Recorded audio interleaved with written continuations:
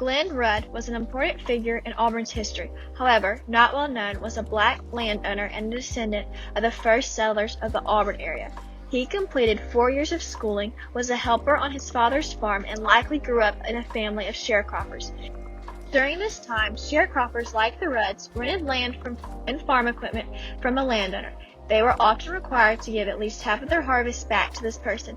This is a farm he would later come to own and run for the majority of his life with his wife and 2 daughters. Happily married at 24 to Rhoda Rudd, Glenn and his wife raised 2 daughters and later possibly 2 sons. The oldest daughter, Glennie, was born in 1912, and his youngest daughter, Eloise Rudd, was born in 1914. When Eloise was even seen in a local newspaper as part of the first graduating class of the 1932 Lee County Trading School. This was the first trading school for African Americans in Lee County, becoming a symbol of hope for future black education. As a skilled carpenter in the community, he was responsible for some of the building of the trade school and for fashioning the pews for the first African Methodist Episcopal Church. Rudd kept up the family farm as his full-time job. He later sold almost half an acre to the community to add to Baptist Hill Cemetery and to provide a resting place for loved ones, including those who lost their lives fighting in the world wars. This was especially important during the time Baptist Hill Cemetery was the only place someone of color could be buried due to imposed segregation and racial discrimination laws forbidding anything otherwise. In November of 1902, Crawford sold the land to Dowdell. This same piece of land would eventually become the land Glenn Rudd owned, turned part into some of the Baptist Hill Cemetery today. He received 65 acres of land from the McKinley Avenue to Dean Road area in November of 1911.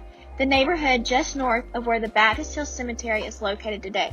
Glenn saw the need for the growth of the black cemetery and sold some of his land to go to that cause. The selling of these pieces of land, located towards the north of his property, was signed off by the Lee County Court in December of 1920. Glenn died on February 7, 1960, at his house on Dean Road in Auburn. He left behind his wife Rhoda, his 2 daughters Glenn and Eloise, and his 2 brothers Levi and Tommy Rudd. The funeral was officiated by Reverend G. Stafford and Reverend W. M. Bodie at Lee's Chapel AME Church of Auburn. A lifelong member of this church, is buried in the southwest corner of the land he sold to the community at Baptist Hill.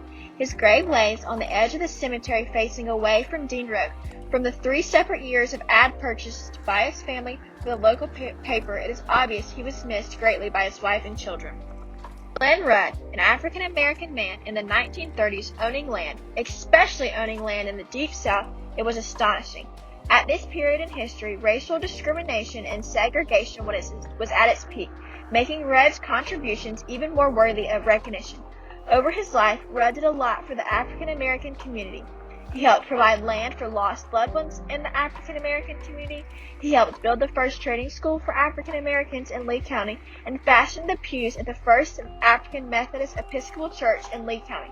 These actions by Rudd during his lifetime prove that he was a very generous and giving man with what he had earned and helped those whom were less fortunate than him.